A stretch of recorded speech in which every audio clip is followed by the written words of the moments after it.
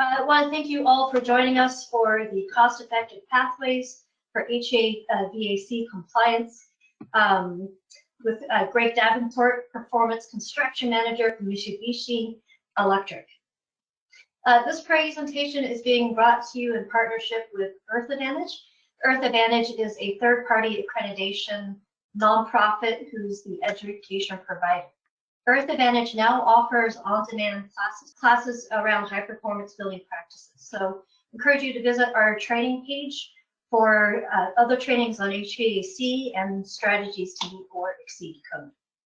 And of course, with any working with an energy rater or utility program is going to be your best source for training and information on how to meet or exceed code. So here's a screenshot from Better Built Northwest that anyone in the U.S. can use to easily find a rater or a certification program in their local area. In general, Better Built Northwest is an excellent resource for additional training, resources, and more. So we encourage you to take a look. Next slide. Earth Advantage has worked with Mia to create a fact sheet that gives you a quick summary of the majority of the changes to the energy efficiency and mechanical chapters of the 2001 ORSC. So we recommend that you download the copy. There's a link there at the bottom.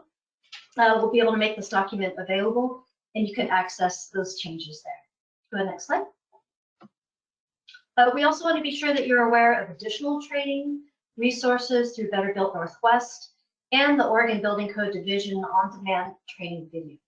So the courses that are mentioned here on the slide are actually at no cost and aim to enhance your knowledge on Oregon Energy Code trainings. So now for our presenter.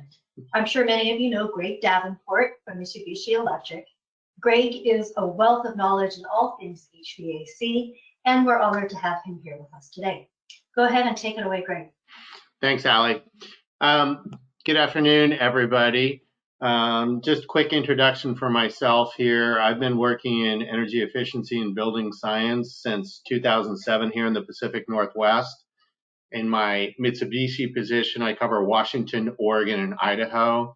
My primary focus is with high-performance builders, but I do a lot of work with our HVAC contractors to help bring the process together and build better, more energy-efficient homes. We also have with us today Ken Johnson out of California on the Mitsubishi Performance Construction team. He's going to be helping out with some of the logistics in the background and probably the Q&A at the end. We've worked really closely with State of Oregon, and I've spent a lot of time doing code training here in the Pacific Northwest in Washington and now Oregon. We are trying to give you accurate, up-to-date information here. As always, we encourage you to consult with the State of Oregon and your local code officials. They're the ones who have to sign off on your certificate of occupancy here. But I had a call a couple weeks ago with State of Oregon, got some recent updates that you'll see in this presentation today, which should be helpful to everybody. I think it was April 1st of this year, this went into effect, and from April to Oregon, it was optional if you wanted to meet the new code or not. As of October 1, it became required that you meet the new code. So for permits pulled on October 1 or after, you're going to have to meet the new Oregon codes.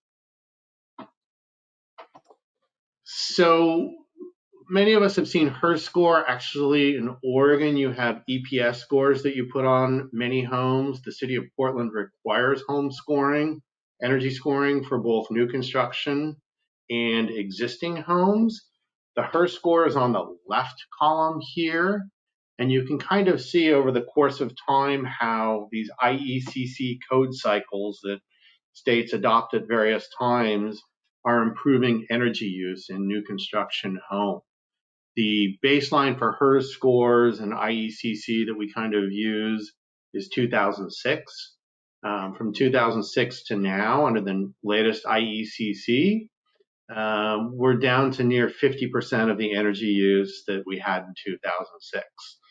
Most states, Oregon, Washington, California, are all pushing for zero energy ready homes and then starting to add renewables, which is the West Coast is actually doing a fantastic job leading the rest of the country. Where this gets more interesting for us when we're thinking about the HVAC side of new construction is as energy use in homes is coming down, so is the heating and cooling use in homes.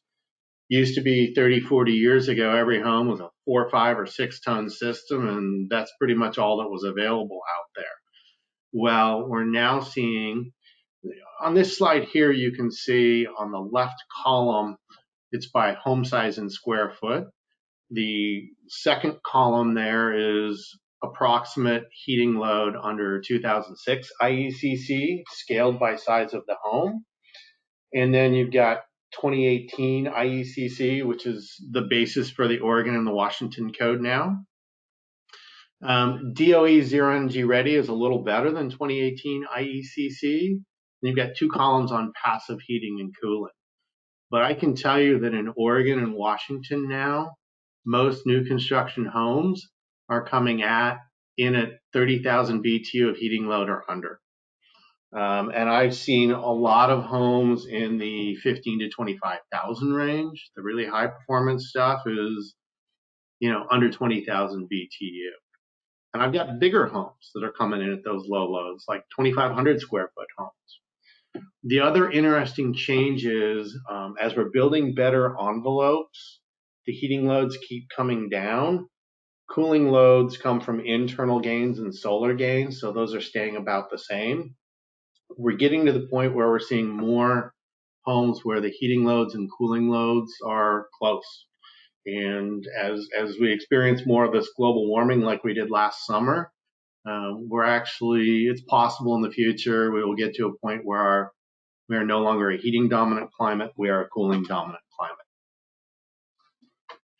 The last thing I want to say on this is, as our heating and cooling loads keep coming down in homes, we can't keep using the same old heating and cooling equipment we used to.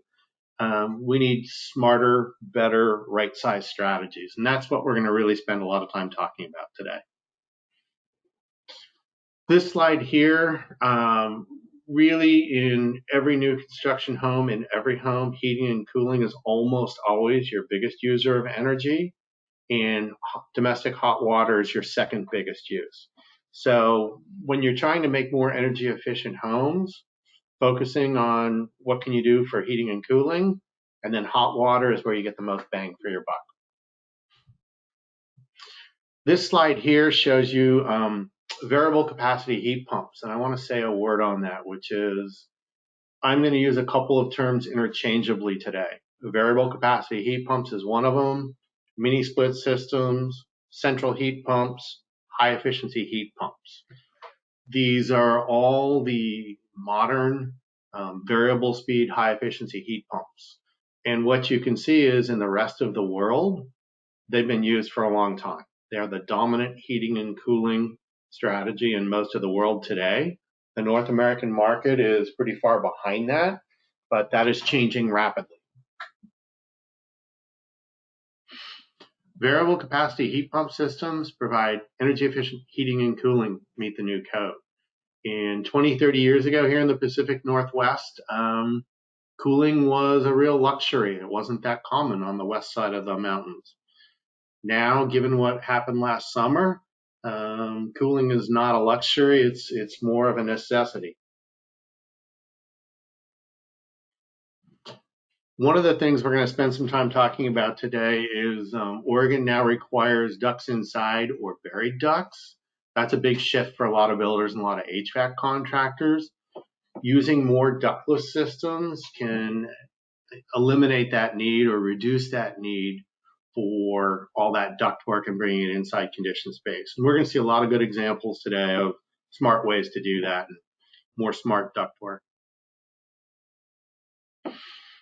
Talked about this earlier. Cooling is no longer an upgrade. It is a necessity in the Pacific Northwest everywhere now. This is one of the more interesting and challenging bits as we move here in the Pacific Northwest towards heat pumps. Historically, heat pumps didn't do very good in cold climates.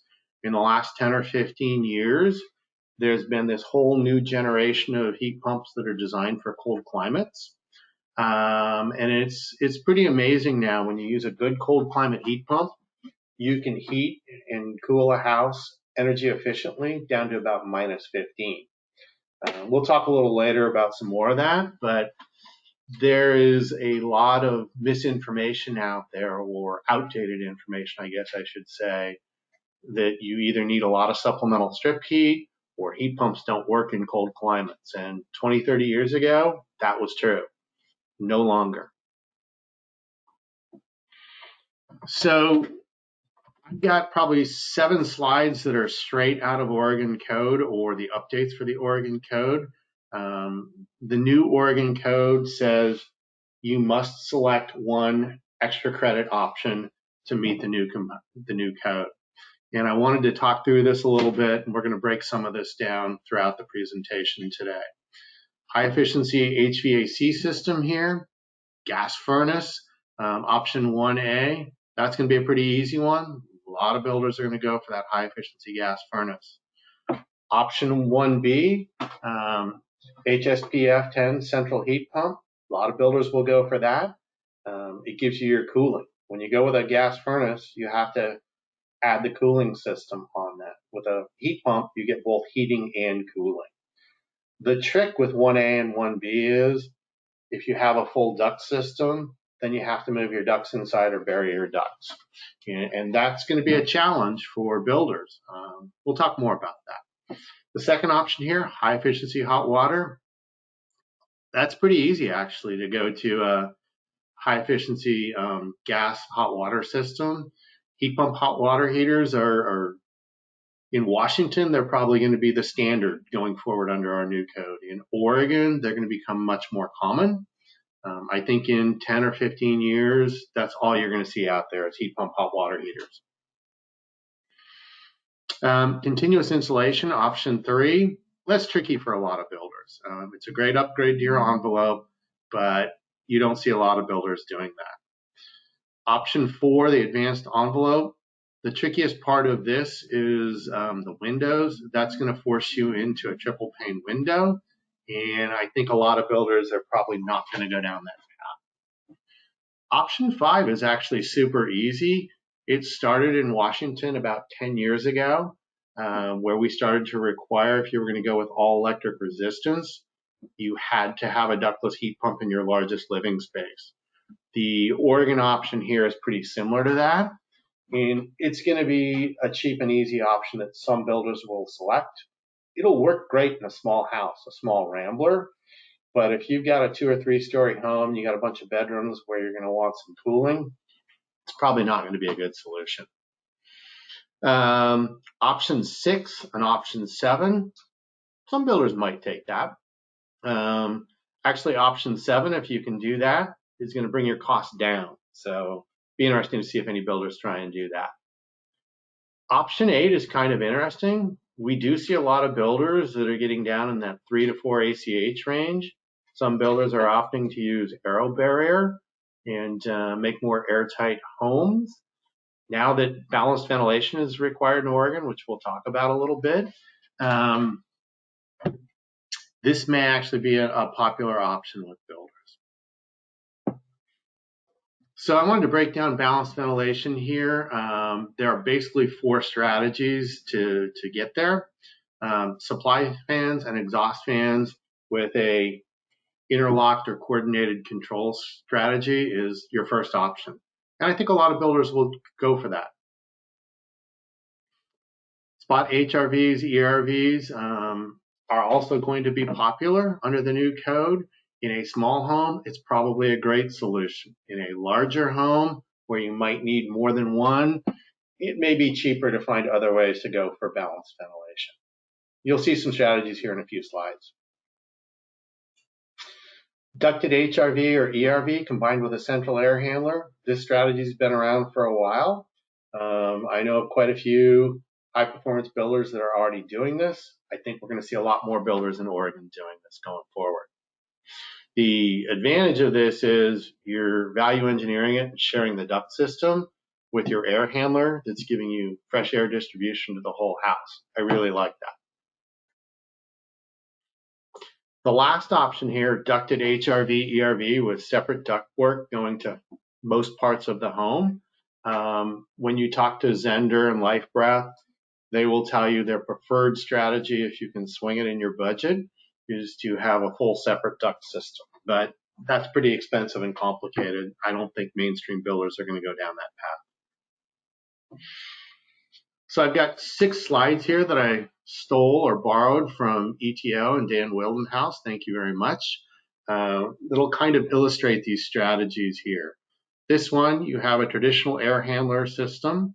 You got fresh air going into it on a damper, and then you have a number of exhaust fans that are balancing that out.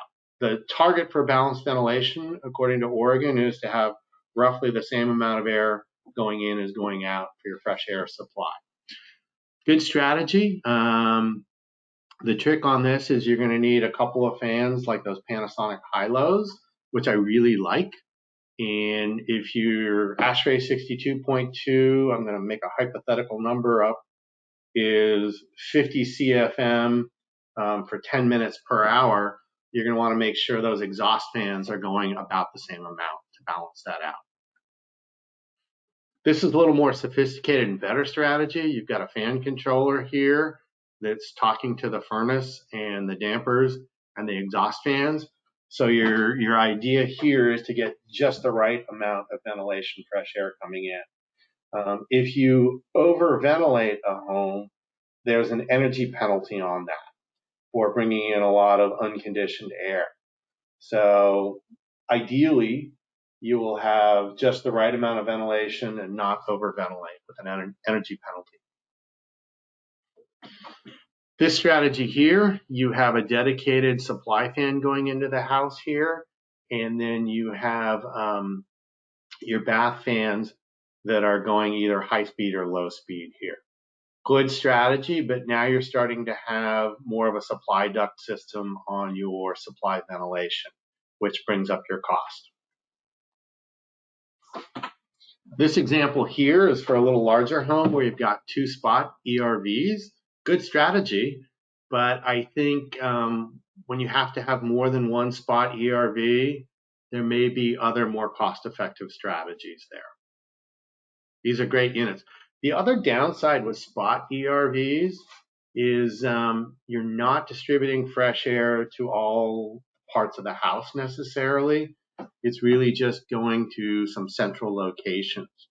One of the advantages when you have your fresh air going into your air handler is now you're distributing fresh air throughout the house with your space conditioning.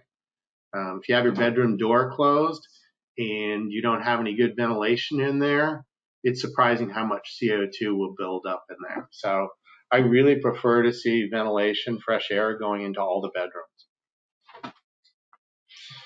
This is a good example with the HRV or ERV and sharing the supply duct system on the air handler here, but it has dedicated return air to the HRV.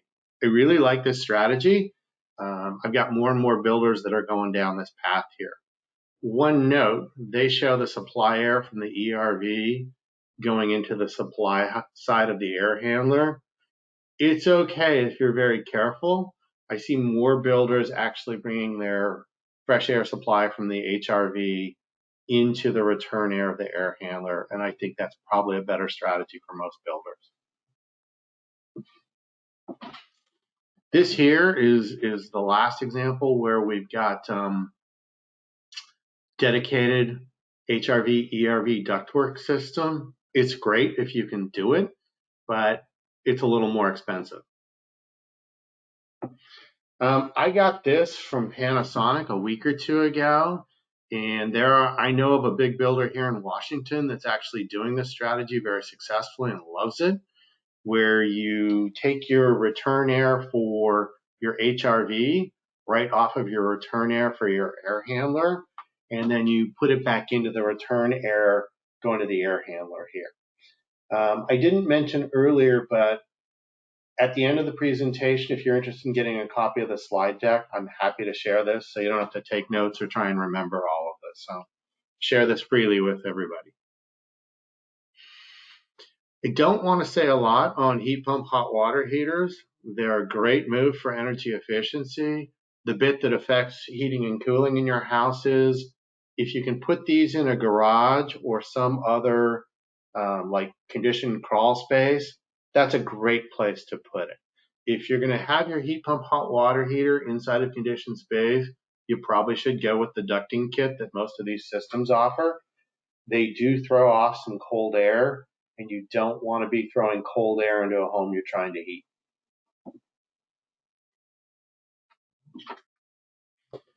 Big change in Oregon. It's a great move the right direction here. Oregon wants everybody to have ducts inside conditioned space or deeply buried. I think all states and codes are trying to move this direction. In terms of energy efficiency that you'll see in a few slides here, there is a big reward if you can get your ductwork inside. Oregon does have a few exceptions here. You can have up to 5% of your HVAC system outside of conditioned space. You'll see a few sketches of that in upcoming slides. You also could have an insulated air-sealed mechanical room. Could be under the house, up in the attic, or you might put it out in the garage. You'll see a few sketches of that in some coming slides here, and I'll talk a little more about it. Conditioned crawl space or attic is also an option. I'm not sure I think that's the easiest way to go, but it's one of the options that Oregon allows. So when I was preparing this presentation, I went and there's two good pieces of research that I was able to find. This one was incredible. Study was done in 2010 down in some hot areas, but they went and did some monitoring and measured for air conditioning. If you bring your ducts inside, it's nearly a 25% reduction in AC capacity you need. You lose a ton of heating and cooling when your ductwork is outside of your thermal envelope. Second study here that was done on buried encapsulated ducts. I think it was Stephen Winters that did the original study. I sat in on a training presentation. I'll talk a little more about it, but the upshot of this study was poorly insulated ducts result in 10 to 45% of space conditioning being lost. It's a big opportunity, and this is exactly why Oregon is pushing everybody to move duct inside or deeply buried. Washington State is also offering that as an energy credit option to move your ductwork inside. And I think in a couple more code cycles, it will no longer be optional. It'll be everybody has to get their ducts inside.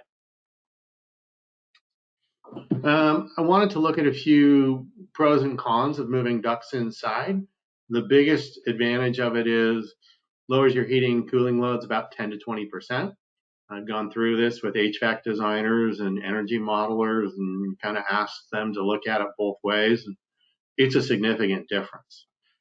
The other thing that people don't always think about, but is important, is, well, if you drop your heating and cooling load 15, 20, 25%, whatever that is, instead of needing a 3-ton heat pump, you might only need a 2.5-ton heat pump. So it's a great way to value engineer by having more efficient ductwork. Smaller, more efficient ductwork may be easier to install. It depends. Every builder has a different, framing arrangement. Some lend themselves very well to moving ducts inside. Some are pretty tricky. The other thing is you get lower energy bills for the homeowner, and sometimes ducts outside of conditioned space can cause comfort problems. So ducts inside is a great strategy, and I think everybody needs to think about getting there eventually. The compromise or partway step is buried ductwork, and we'll talk more about that in the next few slides. Many HVAC contractors are not really familiar with good ducts inside strategies. They're going to figure it out, and you'll see some case studies later on, builders that have worked through this, and they freely share their best practices. So I've got a lot of great photos to share with everybody. The trickiest bit with moving your ducts inside is you frequently have to make some framing adjustments, such as open web trusses. Open web trusses are awesome. We're seeing more and more builders move to them. In addition to making your ductwork a lot easier, it makes all the rest of your mechanical systems to install much easier as well. Want to do a little comparison contrast of ducts inside conditioned space and buried ductwork. When I sat through the DOE Stephen Winter training session, I think they gave a number of approximately 25% more efficient if you can go with ducts inside conditioned space compared to buried ductwork. Anytime you have warm, moist air hitting a cold surface, you're likely to get condensation. That is a risk with ductwork, any kind of ductwork. Ducts inside conditioned space is a little less risky than buried ductwork on that. Buried ducts is really easy for a lot of builders and HVAC contractors to do, and it gets you a lot of efficiency. So I think in Oregon and Washington, we're going to see a lot more of that until builders figure out the ducts inside strategy. The other thing that's interesting for me is if you can imagine going into a house and having to go up and work in the attic 5 or 10 years after the house is built, if you've got buried ductwork up there, it can be a bit like an obstacle course. Not something new homeowners and new homes think about, but later on it might be an issue. In the original DOE Building America study on ductwork, they did identify risk of condensation in ductwork. So when you do put the insulation over your ductwork, be careful that you do a good job so you don't have any condensation risk there. The next 6 slides are straight from the state of Oregon and a recent update here. Thank you very much. The first thing I want to point out is they're showing for buried ductwork strategy. They'd like you to have R8 around the ductwork itself, and then I think R19 over the top of that minimum. Also, you can see they want to flag every 10 foot up there so you can follow the duct path and make sure you don't step on it if you're working up in the attic. The other thing I really love about this slide that they sent over is their intention was to show ductwork inside conditioned space here. These actually look surprisingly like horizontal ducted mini split systems, which you're going to see a bunch of examples of in a little later here. One of the other exceptions that state of Oregon offered up was to put your air handler in a mechanical space. Could be in the crawl space, could be in the attic, could be in the garage here. The garage, to me, seems feasible for a lot of builders. Down in the crawl space, building a mechanical room, or up in the attic, seems complicated. I don't know if that's the most practical solution. The second thing, or one of the other exceptions that Oregon offered up, was to put rigid insulation inside your foundation and turn your crawl space into a conditioned crawl space. And then you can run your ductwork through there. It's all right. I think this is pretty easy for some builders to do. We've had conditioned crawls for a long time here in the Northwest. It's a good step the right direction. The other option that Oregon is offering up as an exception is you can have up to 5% of your HVAC system outside of conditioned space. This is a good example here where they show the air handler sitting up in the attic. If you had an air handler is 4 or 5 feet high, and then you've got at least 3 or 4 feet of ductwork on either side. So that's going to be a minimum of 11 or 12 feet outside of your conditioned space. And if that's 5%, that's about a 200-foot duct system. So this may not be easy in smaller homes. We'll see. This one here, I think, is down in a crawl space. That looks hard to do. I think it's just easier to bring your air handler inside of conditioned space. But they did give you an exception option here. One of the other exceptions that Oregon is going to offer to meet the buried ductwork strategy is if you put the R8 insulation around the ductwork plus the R19, and you could put it down in the crawl space here. So looks complicated to me, but it is one possibility.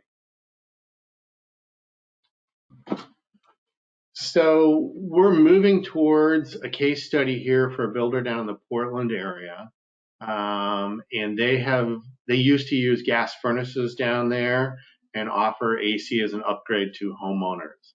About 4 or 5 years ago, they decided to switch to a high efficiency heat pump system, and they've got ducts inside conditioned space.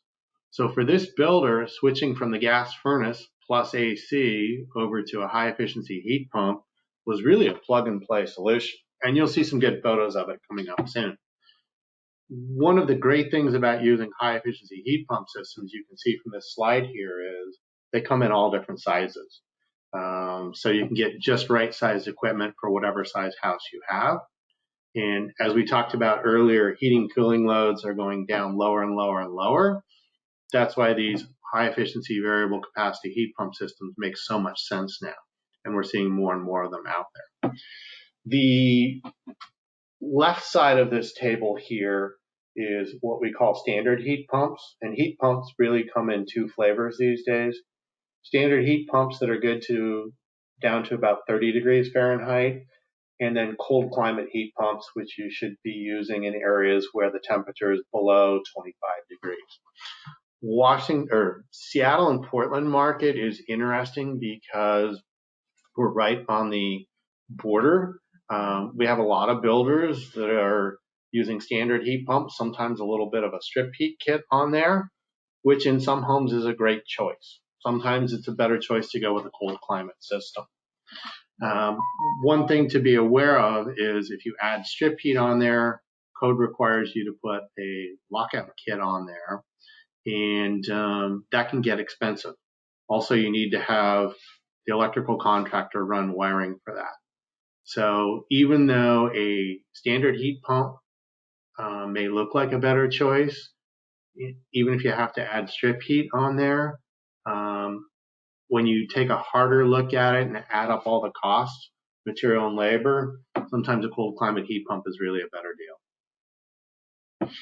So this is down in the Portland area, and Noise Homes down there that I mentioned earlier, they switched over to the high efficiency heat pumps about 4 years ago. That is a net zero certified home from Earth Advantage, and all the homes in this community are either net zero ready or net zero.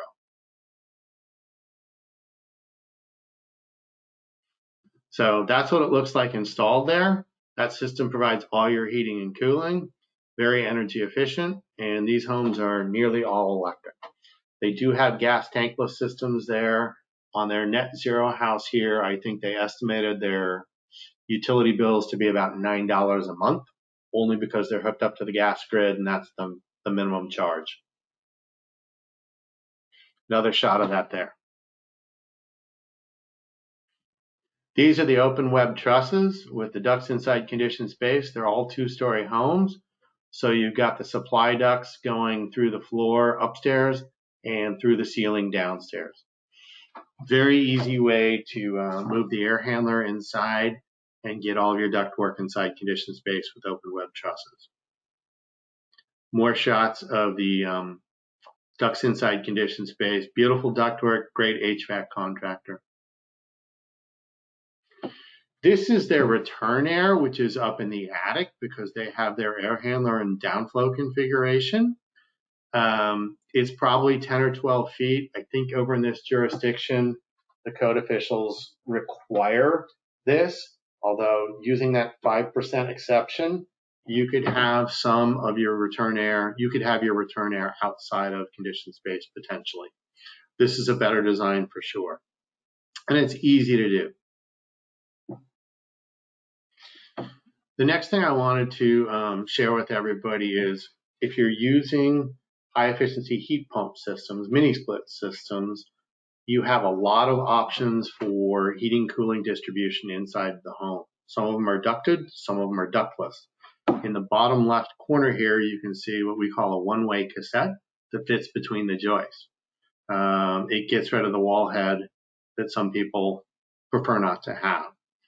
Up in the upper left corner, you've got the traditional mini split head. Next to that, you've got what we call a four-way cassette. Not seeing a lot of that in residential construction anymore because the one-way cassette's easier to install. Kind of in the top center there, off to the right slightly, you've got a horizontal ducted system. We're going to look at more examples of that coming up. These really make it easy to bring your ducts inside conditioned space. The top right there, you can see what we call a floor mount unit. Don't see a lot of them in new construction. They actually work great in older home remodel projects and a lot of older homes where they had boilers. They'll take the boiler radiator systems out, pop this in to become energy efficient. Bottom center here, you can see our multi-position air handler that you can put on one of our heat pump systems, and looks just like a traditional gas furnace or one of the old non-variable speed heat pumps. So in Oregon, one of the magic numbers under the new code is 10 HSPF, mini split system or heat pump system.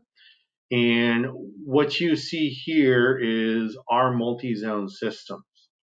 And depending on what combination of indoor units you connect to a multi-zone system, you get slightly different HSPFs. When you look at meeting the new Oregon code, you need to be mindful of this. And this applies to all mini split heat pump manufacturers when you're using multi-zone systems here. So this has a number of different names: slim duct, horizontal ducted, ducted mini split system. There are all kinds of them. They're really awesome. You'll see examples of it coming up. That's about 37 inches by 29 inches by under 10 inches high. You can fit it in a lot of soffit ceilings down corridors and really reduce the ductwork in a house. So when you're looking to find easy, smart ways to get ducts inside conditioned space and save money, this can be a great system. On this unit here, you can actually have the return air come from underneath. You can remove a metal panel there, or you can have it come from the back side there. That is a variable speed unit that's got multiple CFM capacities and static pressure. So you can actually do a pretty significant duct system with that. And you can see here all different sizes, 9,000 to 42,000 BTU. So you've got a lot of design flexibility with that. These units can go on single zone outdoor units or multi-zone outdoor units. So I put together a couple photos I have from builders here. And if you can imagine a home where you have the great room and you put in a ductless system like this flush mount here, you've eliminated a lot of ductwork. And then in the bedroom run over here on the right, down the corridor, you can see that duct system there is about 15, 16, 17 feet long. It's about 5 inches high by about 22 or 24 inches wide in a soffit ceiling. That's all of your ductwork. That's a much easier strategy to bring your ducts inside conditioned space and get heating, cooling going to all the bedrooms. I also actually think, compared to a traditional system with, I'll call it the big duct monster up in the attic, this might be about the same cost. So when you get really smart using your ducted and ductless mini split systems, you can be competitive on the cost. We're going to look at some builder case studies now. And this is a great builder up here in Washington State, Habitat Tacoma. They're not afraid of trying new things, and they've done a lot, and you're going to see how they've learned and changed and gotten better with their horizontal ducteds. Notice also they have continuous insulation on the outside of their house here. Gives them really low heating cooling loads, so that brings down the cost of their heating cooling equipment. This is probably 4.5 years ago. They started using our equipment here, and they used 2 small 1-to-1 systems, which you'll see. One of them was a mini split wall head in the great room, and then down the bedroom corridor, they had a horizontal ducted system. That's the horizontal ducted system there, going down the bedroom corridor. I think it serves 4 rooms, 1 bathroom and 3 bedrooms there. And you can see that supply in the right-hand photo there, going to the bedroom, looks just like a traditional heating cooling system. That gets great throw and goes all the way throughout the room to distribute the heating and cooling, which you can see here. In older homes, we used to always put the supplies out by the windows when we had single pane windows to stay comfortable. That's just no longer necessary. And when you catch on to this strategy here, it's another great way to reduce ductwork. This is a shot of that horizontal ducted system going down the bedroom corridor there. On the back end, they have the return air side of the box covered up during construction to keep the dust out of there. In a few more slides, you'll see another shot what that looks like. There's their ductless wall head. More shots of it there. That's another shot of that horizontal ducted system installed in a bedroom corridor. And that's what it looks like when you put the drywall down below, and then you have an access panel for that horizontal ducted system right there. We got really smart with Habitat Tacoma, and we were working with their HVAC contractors, a really good one, and said, what if we turn this system around and put it at the back of the hallway? We can go from having 1 system on the inside of the house, or from having 2 on the inside of the house, to having just 1 and value engineer it. So you're going to see that. About 2 years ago or 3 years ago, we switched it around. This here, horizontal ducted at the back of the bedroom hallway here, with the return air coming up the back end of the corridor. That's the return air at rough end.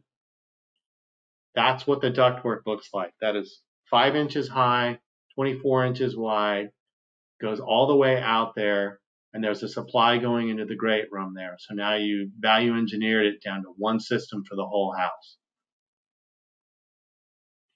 More shots of it there.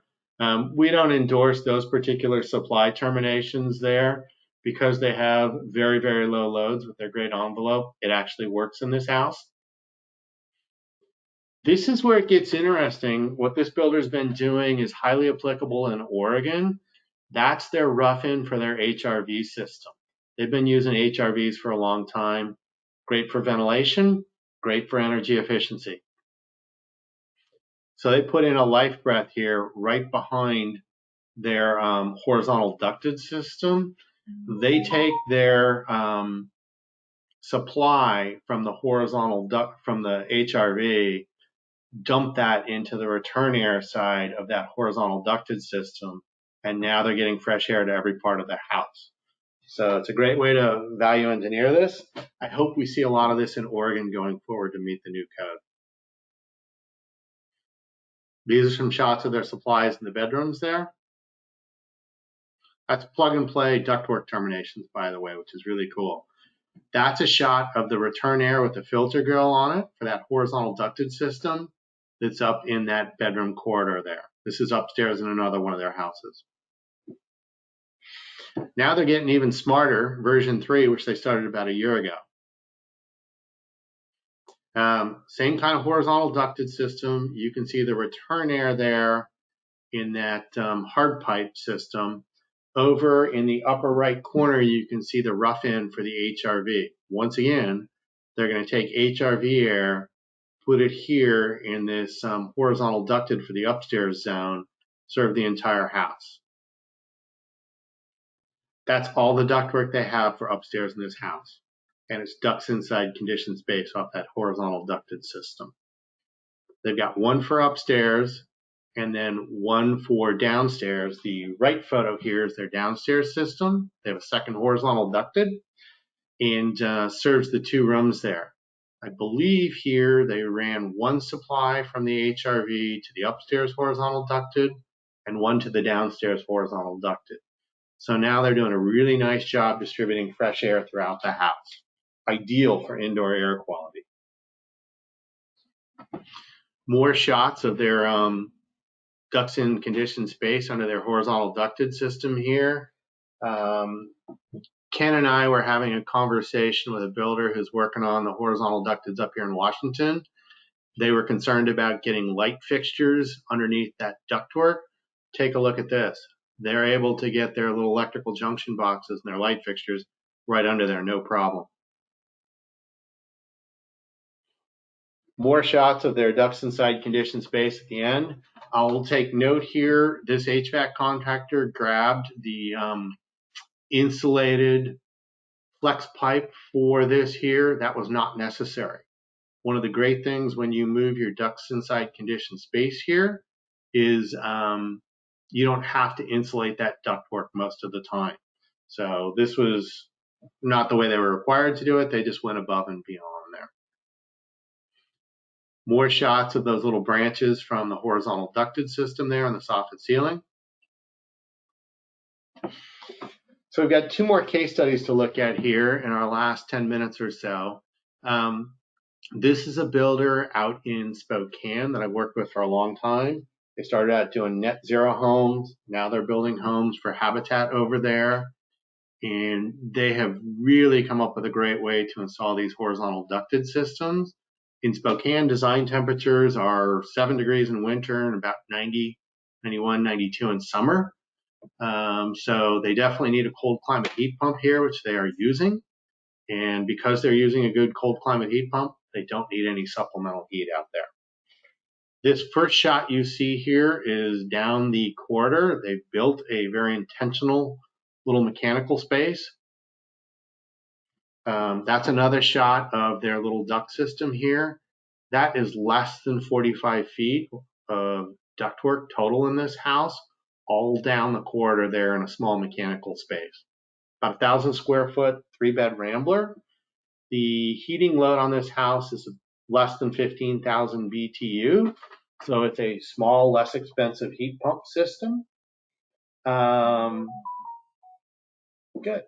Oh, the other thing to take note of here, they're using the bottom return on the heat pump system, so they have no return air ductwork. Again, a great way to value engineer it.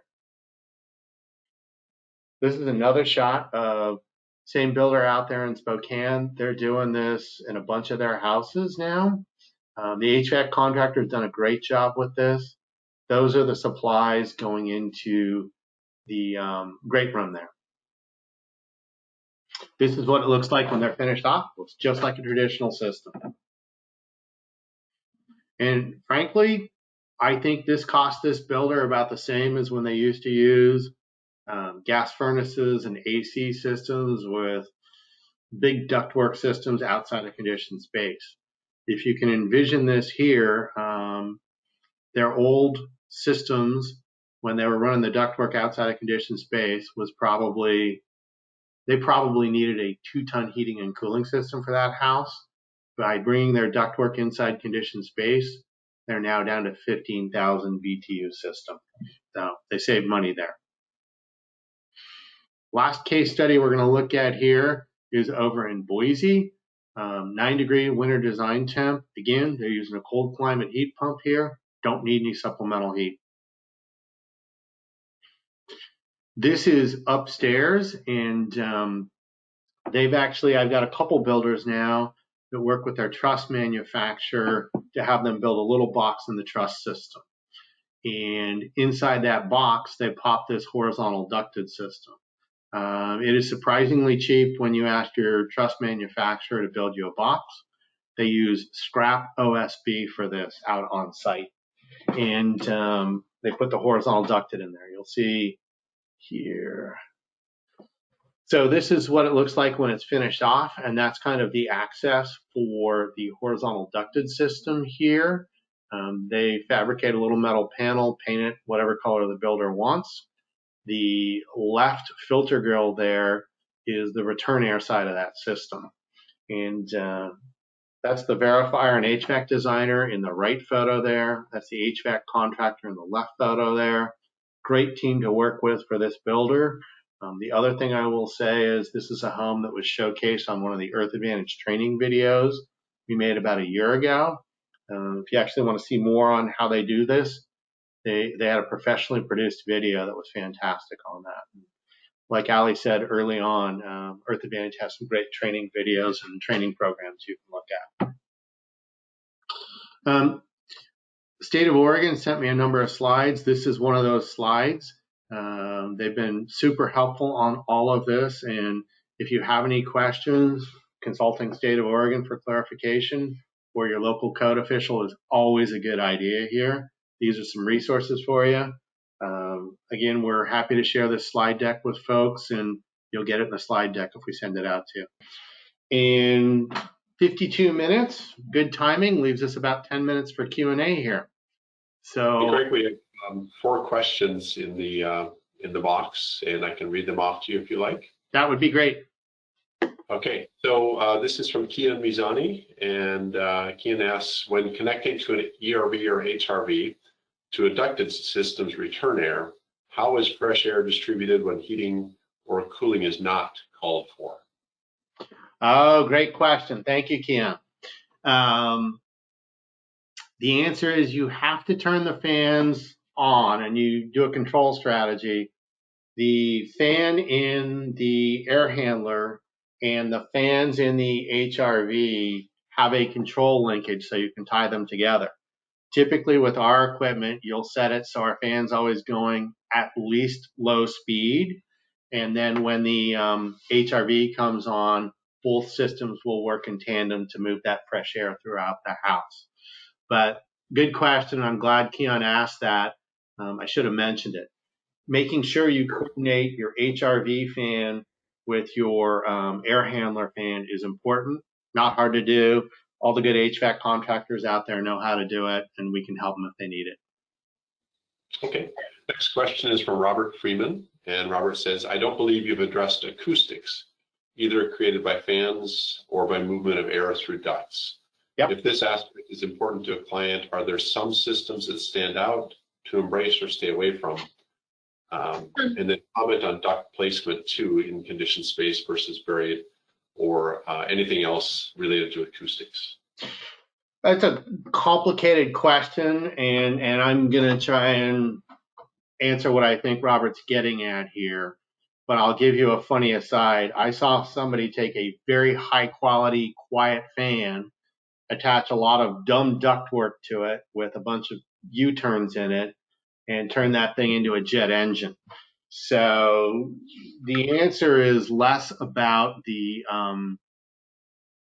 ducts, or less about the fan than it is about the duct system that it's connected to. The two have to work together.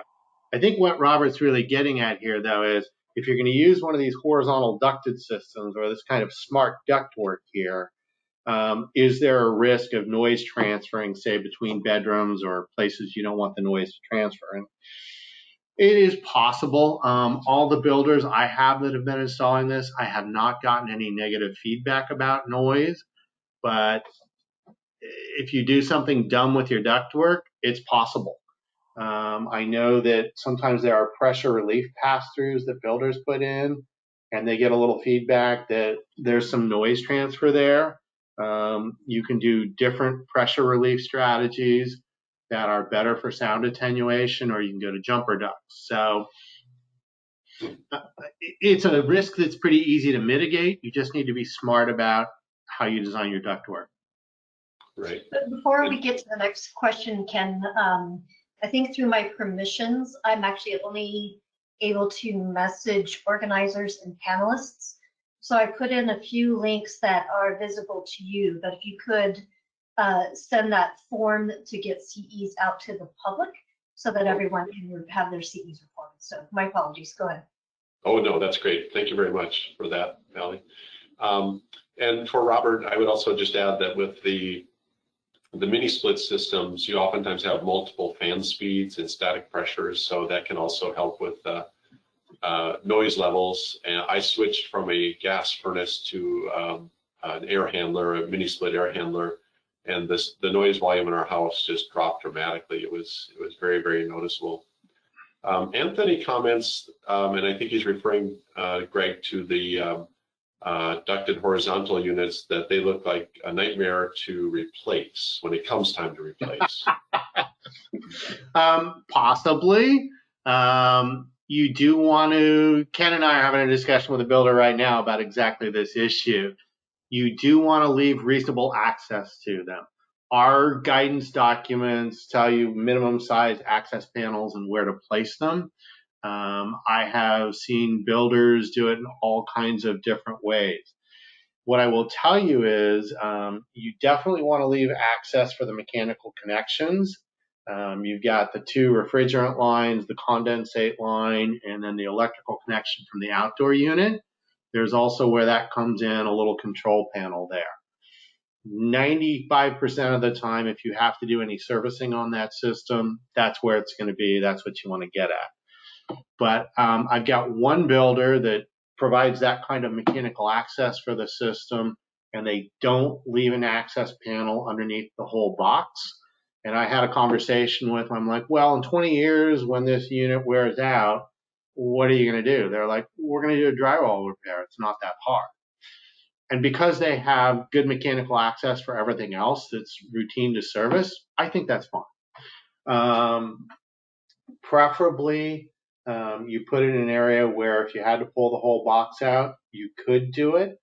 But you actually could get parts for the blower motor and everything else in there. And 99% of the time, they're not going to need to pull the box down. Right. Yeah. Okay. Jamie Faraday asked about Lunos ERV and HRV systems, if you're seeing many of those for smaller homes. I think in DADUs and ADUs, the Lunos may really make sense. I don't know if Oregon Code has looked at that and thought about that much, but they work great. I have one builder up here that has done them. They had a few little issues coordinating the controls on it, but they worked it out. I think for a smaller home, that could be a great solution for balanced ventilation. Okay, great. And Randy Katz has a question about healthy systems that we haven't really touched on that at all. Is wondering if this has been reviewed for systems that offer, the best indoor air quality. Yeah, I mean, given the forest fire smoke events we've had in the last 3 or 4 years, everybody's thinking more about that. And sort of collectively, that whole subject is resiliency, right along the lines of, the extreme heat and the extreme cold we've had in the last couple of years. This is a big subject that I've done full hour-long training sessions on before. I've got one builder up here that decided to do a really high-quality job, and the year right after the forest fires hit, he's like, I'm going to put an HRV in my house, and I'm going to put a whole home filter in there. And it's really nice because even if we have forest fires or anything like that, they're going to be breathing clean air. So yeah, in the last couple of years, we have definitely had to think more and more about indoor air quality. Complicated subject. I think that Oregon's move towards balanced ventilation is a big step the right direction. When you know where your air is coming from and going to, it's easy to try and get healthy air inside. So, Randy, if you want to chat more about indoor air quality stuff, reach out to me. My email and phone number are here. I'm happy to talk about this stuff. Sure. I would also add, Greg, to what you said, that as homes are being built tighter and we're using ERVs and HRVs, we're getting multiple points of filtration and less air coming in ways that we don't want it to come in. So that's going to help. And then also, I'm not sure if we talked about MERV requirements for Oregon, but in California, where I'm based, new homes are required to have MERV 13 filters, which takes out a lot of the PM 2.5 pollution in the air. Yeah, I'm not aware of any minimum requirements for MERV filtration in Washington and Oregon. It's not to say that we shouldn't have them. Obviously, with filter grills and all of that, you do want to select an appropriate filter to get the right amount of filtration. If you go more than MERV 13, you're going to create a lot of static pressure on the system, which is going to bring you other problems. Okay, great. Next question is from Lauren Schumacher. And Lauren asks, are there any metrics to translate to clients for the cost benefit of an HRV outside air solution versus 2 fans with damper solution in terms of energy use? Every home is different, and there's no one size fits all answer to that. And I think, with whoever your HVAC contractor is or HVAC designer, you should look at both pathways and try and figure it out. What would be the right solution in a small ADU is not going to be the same answer as a large home. So that's hard to answer. Okay. Randy has another question, but before that, Larry Taschel and Josh Adkins had a similar question, which was about emergency drain pans under the horizontal units, if that's a requirement. I do not believe anywhere that it's a requirement. Sometimes local jurisdictions will go above and beyond with the horizontal ducteds if there's any.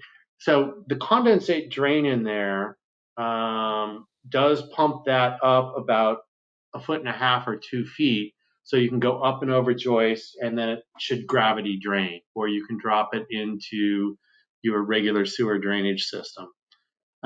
If there is any kind of leak problem with that system, which is pretty rare, you would see it very quickly in the drywall, and you would quickly deal with it. So that's why they don't have the drain pans required. It may, if you want to go for an abundance of caution, be a good idea, though. Yep. And they have the built-in lift mechanism to raise the condensate. And if water starts to build up, there's a sensor in there that turns off the system, so to prevent water from leaking. Okay. And then Randy's other question here is he says, it seems like converting crawl spaces or attics to conditioned space would significantly increase the volume of space to be conditioned, requiring larger systems to accommodate, and thereby negating the efficiency benefit. Any comments on that? I agree. I think that's a great observation, and it's one more reason to, go with smart ductwork inside and use a horizontal ducted system. There are times, depending on the home and the situation, where conditioned attic makes sense. I've got a project going right now where conditioned attic is the obvious choice. I really don't like conditioned crawls, though. That's a whole nother conversation. If you want to do a conditioned attic, I'm good with that. Conditioned crawl, I would try and discourage. Okay. And that is the end of the questions. We're at 1:05 right now. If anyone has any final questions, they're welcome to put them in. But otherwise, Greg, I'll let you take it from here.